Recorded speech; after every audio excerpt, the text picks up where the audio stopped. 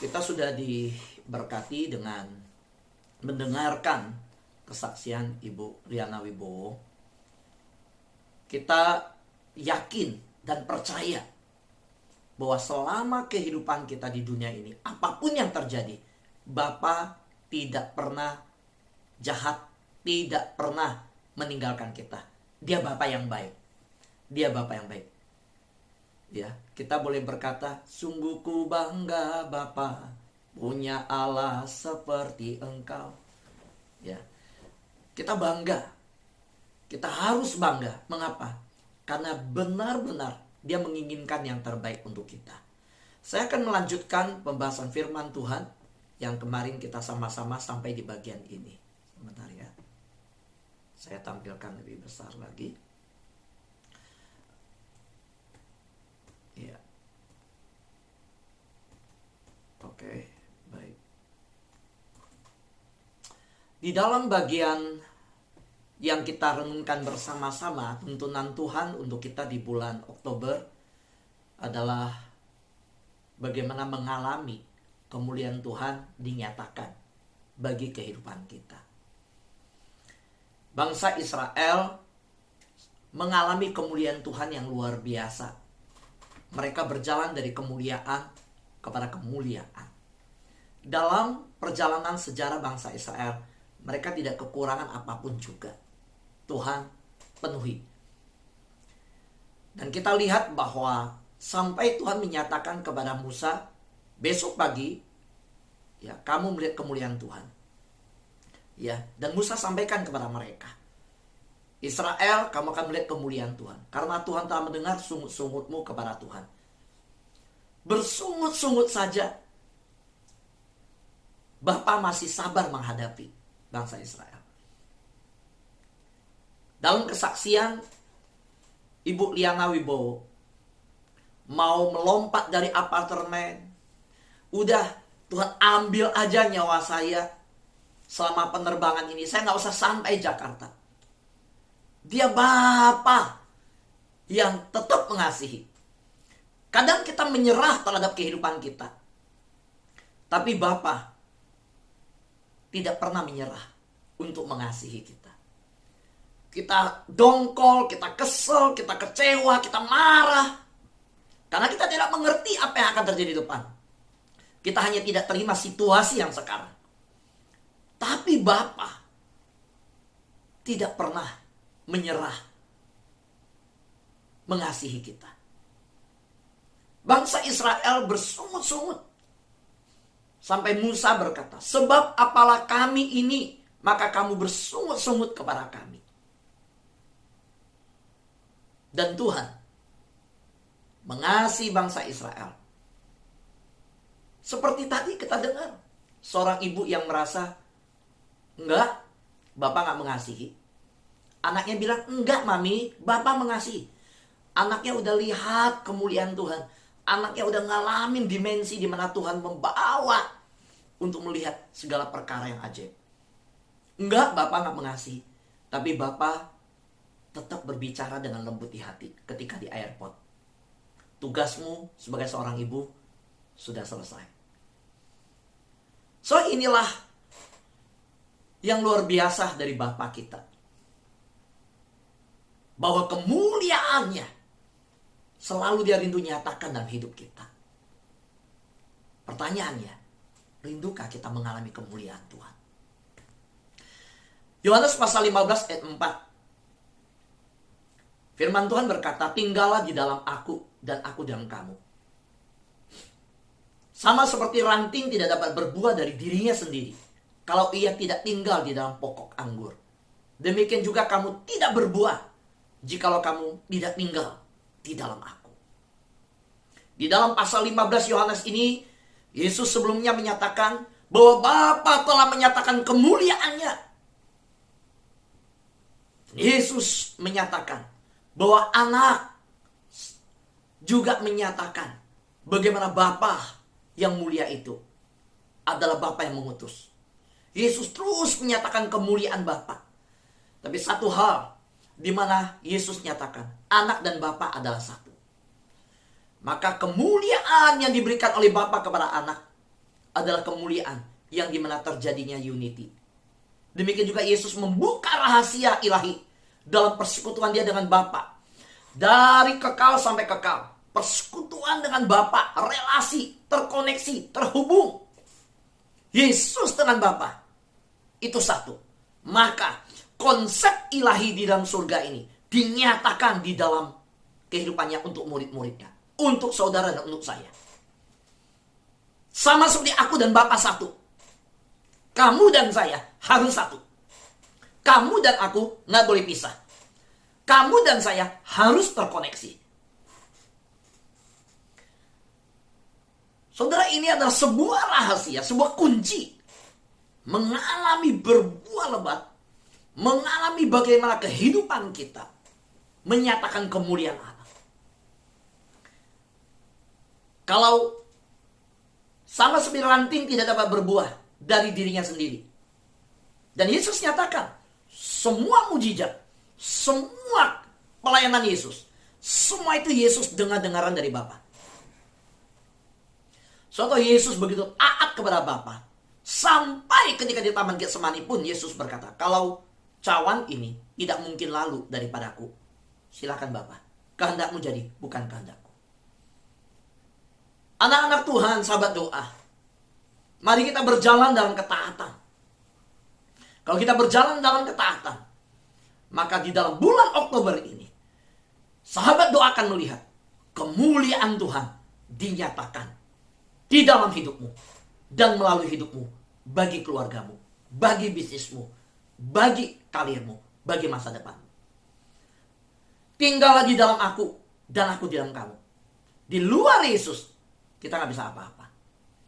Saudaraku terkasih dalam Tuhan, dalam terjemahan bahasa yang saya ambil satu lagi, di dalam Yohanes 15 ayat 4 berkata, hiduplah di dalam aku dan aku di dalam kamu. Sebuah cabang tidak dapat menghasilkan buah dengan sendirinya. Itu harus tetap melekat pada pokok anggur. Dengan cara yang sama, kamu tidak dapat menghasilkan buah kecuali kamu hidup di dalam aku. Saudara, saya bersyukur kalau di masa pandemi kita akhirnya menyadari bahwa roh kita tidur. Ada sesuatu yang gak boleh seperti ini. Itu yang saya juga rasakan. Waktu pandemi, bahkan ketika saya harus mengalami satu pergumulan yang berat, saya bilang saya gak boleh begini. Semua anak Tuhan harus bangkit. Lalu kita mulai Zoom, kita mulai cari Tuhan bersama-sama. Saudara, waktu Tuhan bicara kepada hati kita, apa yang kita cari di dunia? Kita nggak boleh hanya begini-begini aja. Kita harus lebih bergaul dengan Tuhan. Nah, disitulah Tuhan sedang memanggil kita untuk terus tinggal di dalam Tuhan, melekat. Ya, saudara, sahabat doa yang saya kasih dalam Tuhan, terhubung secara rohani, itu yang Tuhan mau. Itu yang Yesus ajarkan. Agama itu adalah manusia cari Tuhan. Saya terus mau mengingatkan ini. Tetapi kekristenan bukan agama. Kekristenan adalah relasi. Kekristenan adalah hubungan. Jadi kalau ngaku Kristen, ngaku KTP Kristen, ngaku lahir dari Kristen, tetapi tidak punya hubungan dengan Bapa, tidak terhubung secara rohani, saudara, patut dipertanyakan, anak apa tidak? Seorang anak rindu pulang kepada Bapa. Seorang anak rindu bersekutu dengan Bapa. Seorang anak tahu rumahnya di mana. Yang tinggalkan rumah nggak pulang ke rumah, itu sedang lupa diri bahwa dia punya Bapa. Dia adalah anak. Saudara, Yesus ketika mengajarkan tentang pokok anggur, itu bukan mengajarkan dari sebuah pengajaran seperti pengajaran agung, enggak. Tapi dari relasi Yesus dengan Bapa. Sebuah relasi yang sudah terjadi di dimensi ilahi dalam surga, dalam kekekalan. Dan Yesus menyatakan bagaimana Yesus mengalami kekuatan selama pelayanan di dunia. Karena terhubung dengan Bapa. Karena itu rahasia yang Yesus berikan. rahasia yang begitu penting, begitu serius. Anak Tuhan harus menghargai ini, mengikuti teladan ini. Terhubung secara rohani, artinya seperti melekat. Nggak bisa dipisahkan. Bagaimana kehidupan rohani kita hari-hari ini? Kita melekat sama Bapa. Sahabat yang terkasih dalam Tuhan, saudara tidak akan memiliki buah atau produktivitas jika saudara sendirian di luar, terpisah dengan pokok. Saudara harus tetap terhubung. Saya kalau masuk ke satu tempat, saya biasa minta wifi. So kalau tidak ada jaringan, seperti beberapa waktu lalu kita internet terganggu, kita sulit untuk beraktivitas. Soal kita harus terhubung. Karena Yesus datang ke dunia untuk membawa hubungan itu dengan Bapa.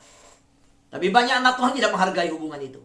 Orang yang di luar Yesus harus cari setengah mati relasi dengan Tuhan. Dengan lakukan ini, dengan berbuat ini, dengan berbuat itu. Tapi anak-anak Tuhan berseru saja sama Tuhan. Yesus bilang, masuk kamarmu, berdoa. Yesus berkata, aku roh dan kebenaran. Yesus berkata, Allah itu roh dan kebenaran. Barang siapa datang kepada Bapa, datanglah. Nggak dibatasin waktu, nggak dibatasin tempat. Hari ini bisa dengan Zoom. Kita ibadah cari Tuhan. Orang Kristen itu paling bahagia loh. Paling puji Tuhan, bersyukur. Aksesnya selalu terbuka. Tapi apakah kita rindu? Nah, Tuhan mau kita rindu untuk terhubung dengan Tuhan. Nah, kalau saudara tidak terhubung secara spiritual, produktivitas saudara menurun. Seperti pokok anggur dengan carangnya, kalau tidak terhubung. Carang itu tidak bisa menghasilkan buah. Nggak ada produktivitas. Dia kekurangan gizi, carang itu akan layu. Carang itu mati. Saudara, sama seperti kehidupan kita. Kalau kita tidak terhubung secara spiritual dengan Bapa, saudara juga tidak memiliki produktivitas dalam hidup saudara. Nggak ada. Dan berita sukacitanya adalah Bapa rindu carangnya ini berbuah. Bapa rindu saudara dan saya berbuah. Syaratnya adalah tinggal dalam anaknya. Dan anaknya tinggal dalam kita. Sahabat yang saya kasih dalam Tuhan, saudara harus terhubung untuk menghasilkan buah.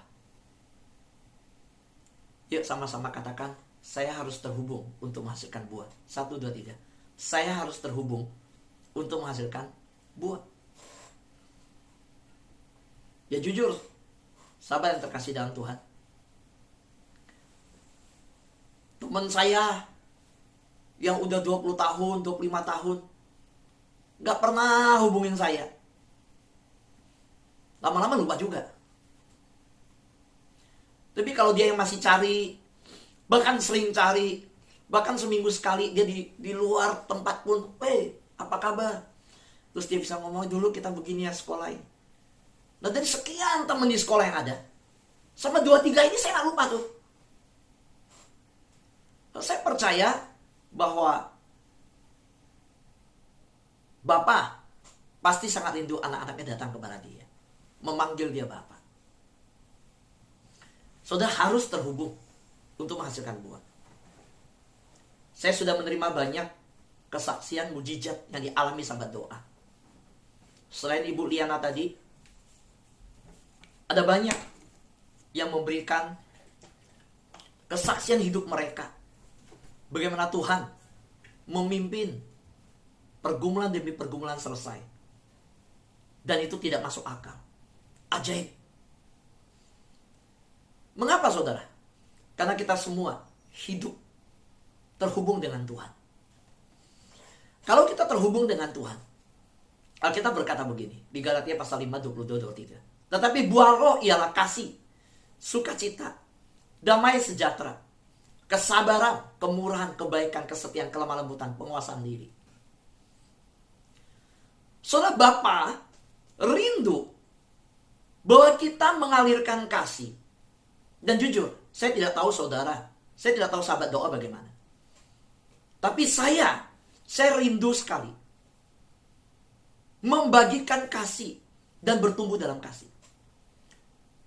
Saya percaya Bapak rindu saya tinggal dalam sukacita. Dan saya pribadi sangat rindu sukacita saya setiap hari bertambah. Saudara, saya rindu kehidupan saya terus dipenuhi dengan damai sejahtera. Saya rindu bahwa saya menghadapi persoalan-persoalan di dunia ini, segala pelayanan yang ada dengan kesabaran. Saya rindu hidup saya secara rohani ketika saya bertemu orang-orang yang memerlukan yang namanya mengalami kemurahan. Bapak di surga memakai saya menyatakan kemurahan itu. Saya rindu berbagi kebaikan, hidup dalam kebaikan lebih lagi.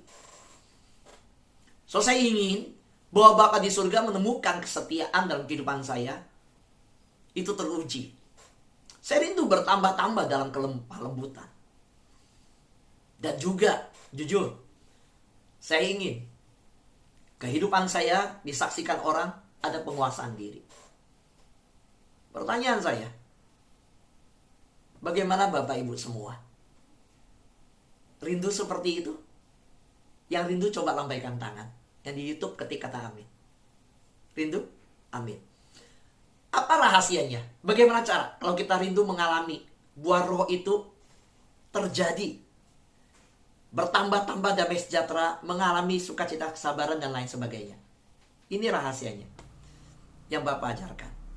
Ya.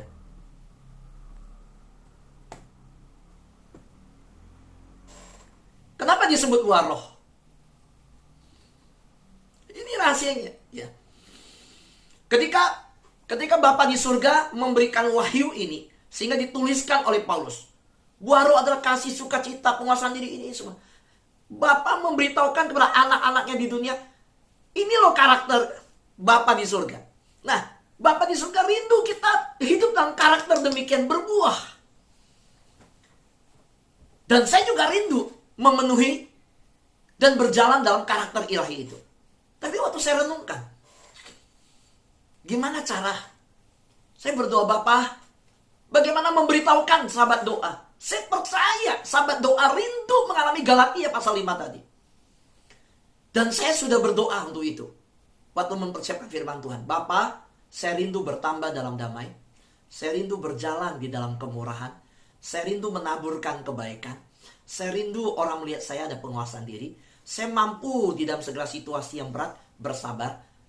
Bapa, Engkau rindu aku anakmu berbuah itu. Dan aku pun rindu Bapa. Bagaimana caranya? Saudara, saya mendapat kebenaran yang saya mau ajarkan hari ini. Yuk, kita hidupi. Disebut buah roh. Karena itu adalah bukti bahwa saudara terhubung secara rohani. Saudara, maaf, kalau saya lihat ada anak Tuhan yang saya lihat kacau dalam kehidupan, bagaimana buah roh itu tidak muncul dalam kehidupannya, saya mulai mikir, oh, ini rahasianya. Dia tidak terhubung secara spiritual dengan Bapa. Dia tidak tinggal dalam Yesus dan Yesus di dalam dia. Sahabat doa yang terkasih dalam Tuhan, hari ini kesaksian di tanggal 2 Oktober ini berubah-berubah tanggal. Harusnya udah beberapa minggu lalu berubah lagi. Bu Liana bilang, bisa nggak saya belum berubah-berubah sampai hari ini. Dan firman Tuhan hari ini yang saya siapkan itu tidak pernah saya tahu bahwa kesaksian yang harusnya di beberapa waktu yang lalu berubah sampai hari ini. Dan waktu saya siapkan firman Tuhan, saya baru tahu loh hari ini. Wah, waktu Ibu Liana kesaksian tadi saya dengar, oh, ini maksud Tuhan. Ternyata saya berkhotbah tentang buah roh ini maksud Tuhan menaruhkan Ibu Liana kesaksian pada hari ini. Karena berubah kesaksiannya ya, tanggal yang kita cari. Sahabat doa yang terkasih dalam Tuhan, disaksikan. Bagaimana Bapa memunculkan ayat firman Tuhan dalam pikiran di saat yang tidak masuk akal. Dan firman berkata, aku ubah perkabunganmu jadi tari-tarian. Cari ayatnya aja berminggu-minggu, nggak tahu. Makanya kalau kita tinggal dalam firman, firman itu akan mengalir keluar. Yesus menyatakan bahwa dia adalah firman yang hidup. Yohanes menyatakan, firman itu telah datang ke dalam dunia. Pada mulanya adalah firman. Firman itu bersama dengan Allah. Firman itu adalah Allah. Sahabat doa, kenapa disebut buah roh? Karena adalah bukti bahwa saudara terhubung secara rohani. Baru bisa menghasilkan buah roh. Kalau yang tidak terhubung, tidak bisa. Nah, jika tidak bertumbuh dalam buah roh, berarti saudara tidak terhubung secara spiritual. Saya ulangi. Kalau saudara tidak bertumbuh dalam buah roh, berarti saudara tidak terhubung secara spiritual. Segera bereskan. So, mengapa saya tidak puas waktu saya berdoa tidak hanya berhenti di pagi? Istri saya berkata, Pak, doa baik-baik loh. Kamu capek nggak? Kamu lelah nggak? Kalau kamu tambahin lagi malam hari jam 7 nyembah Tuhan, padat loh.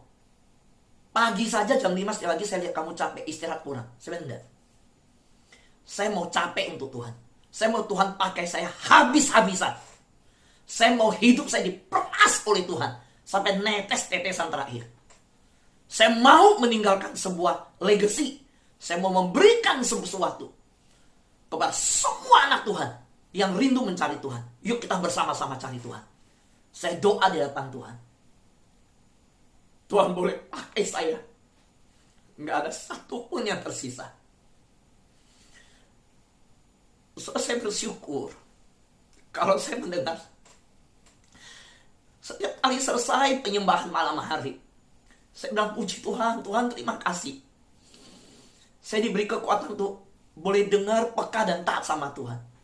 Setiap worship night selesai, saya dapat WA dari beberapa anak Tuhan. Puji Tuhan Pak Fu, malam ini saya dilawat Tuhan.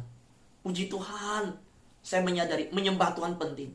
Sampai ada satu yang dulunya belum Kristen, dari seberang dia bilang, Pak Fu, rohani saya udah semakin lesu, gereja sekarang tutup, saya nggak tahu harus gimana. Tapi ketika saya bertemu worship night, saya menyembah Tuhan. Doa saya dijawab Tuhan. Berbulan-bulan saya berdoa, saya ketemu sebuah acara yang namanya menyembah Tuhan. Ini yang saya perlu, ini yang saya haus. Soalnya saya bilang terima kasih Tuhan. Saya masih ingat istri saya berkata, Pak, tiap malam loh, kamu capek gak?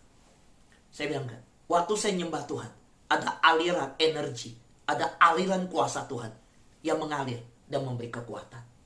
Amin saudara. Ya. Soalnya saya menangis di hadapan Tuhan ketika berdoa dan ingat saudara. Karena saya rindu selalu bertumbuh. Saya dengar banyak anak Tuhan masa ini tidak mudah. Yang terakhir saya mau sampaikan. Saudara harus tetap terhubung. Saudara harus tetap terkoneksi secara spiritual. Ayo saudara. Jangan lepaskan hadirat Tuhan. Ayo bergaul sama Tuhan. Bangun mesbah di keluargamu. Undang hadirat Tuhan turun. Tuhan sangat rindu saudara terhubung dengan Dia. Bapa di surga sangat rindu saudara terhubung dengan Tuhan. Amin. Tuhan berkati kita semua.